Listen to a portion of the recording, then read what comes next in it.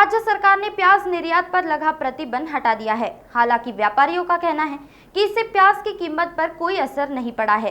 प्याज को अधिक गर्मी से होने वाले नुकसान के कारण प्याज की कीमतों में गिरावट आई है।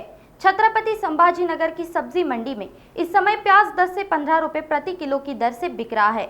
2 माह पहले यही प्याज 60 से 70 रुपए बिक रहा था। प्याज व्यापारियों ने प्रतिक्रिया दी है कि माल खराब होने के कारण उन्हें कम कीमत पर प्याज बेचना पड़ रहा है।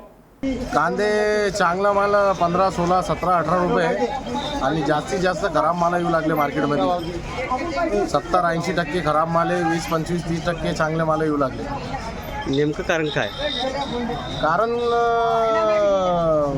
माल हे उष्णतेमुळे जास्त खराब होऊ लागले। गेल्या हप्त्यात काय दर होते, आज काय दर आहे?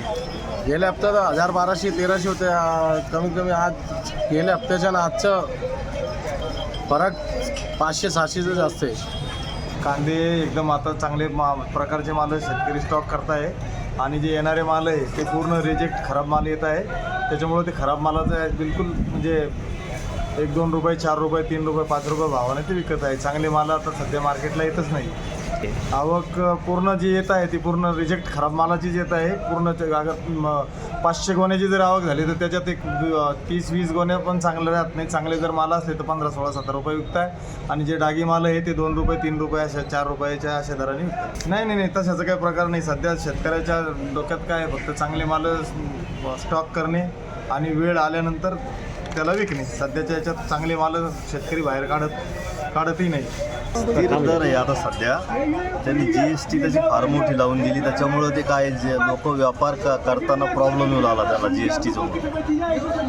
शेतकरी मालावर GST लावा नाही त्यांनी। स्थिर आहे, जास्त बी नाही कमी बी नाही। GSTमुळं ते प्रॉब्लेम येऊ लागला त्यांना एक्सपोर्ट करायला। त्याचा काहीच परिणाम नाही आहे। त्यांनी GST लावली त्याच्यामुळे ते काही एक्सपोर्टच व्हायला तयार नाही। त्यांनी उठली बी नाही उठली त्याचा काहीच फरक नाही आहे। आता भारत सरकारच्या हातात आहे ती। त्यांनी GST उठली तर त्याचं वाढ होईल। नागपुर समय, गली से दिल्ली तक।